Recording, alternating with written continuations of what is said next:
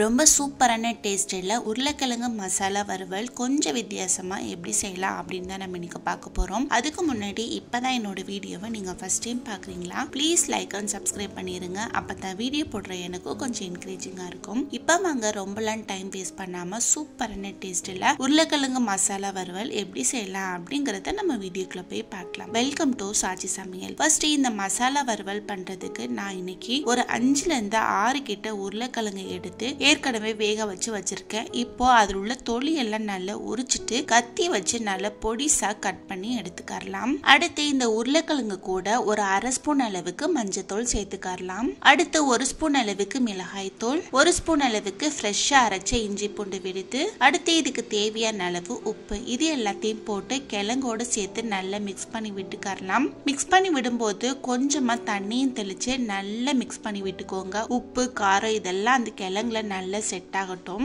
இந்த அளவுக்கு இதை நல்லா மிக்ஸ் பண்ணி விட்ட பிறகு இதை எடுத்து ஓரமா வச்சு ஒரு 5 நிமிஷத்துக்கிட்ட ஊற வச்சிடலாம். அடுத்து ஒரு கடாய் எடுத்து வச்சுக்கோங்க.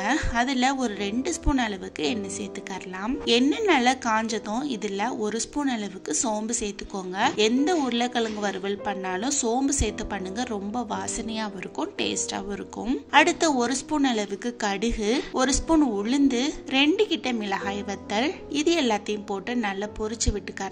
நம்ம போட்ட கடுகு உளுந்து இதெல்லாம் நல்லா பொரிஞ்சு வந்த பிறகு இதுல ஒரு கொத்து அளவு கிட்ட கருவேப்பிலையும் போட்டுக்கலாம். அடுத்து அது கூடவே ஒரு 4 கிட்ட பச்சை மிளகாய் எடுத்து நேர கீறி வச்சிருக்கேன், அதையும் அடுத்து ஒரு 20 போல சின்ன வெங்காயம் எடுத்து நல்லா பொடிசா கட் பண்ணி வச்சிருக்கேன், அதையும் இதுல சேர்த்துக்கலாம். பெரிய வெங்காயத்தை விட சின்ன வெங்காயம் போட்டு செய்யும் போது ரொம்ப சூப்பரா இருக்கும். இல்லாத பட்சத்துக்கு 2 கிட்ட மீடியம் சைஸ் அளவு பெரிய வெங்காயமா சேர்த்துக்கோங்க.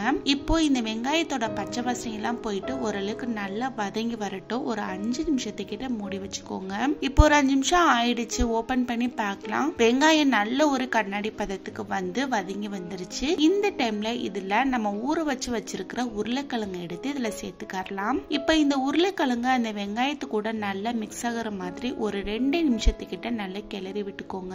இந்த டைம்ல இதுல ஒரு 1 ஸ்பூன் அளவுக்கு மிளகாய் தூள் சேர்த்துக்கலாம். அடுத்து ஒரு 1/2 ஸ்பூன் அளவுக்கு மல்லித்தூள், அடுத்து ஒரு 1/2 ஸ்பூன் அளவுக்கு கரம் மசாலா, இதையும் போட்டு அது கூடவே கொஞ்சமா ஒரு 1/2 கிளாஸ் அளவுக்கு தண்ணியும் ஊத்தி நல்லா மிக்ஸ் பண்ணி விட்டுக்கோங்க.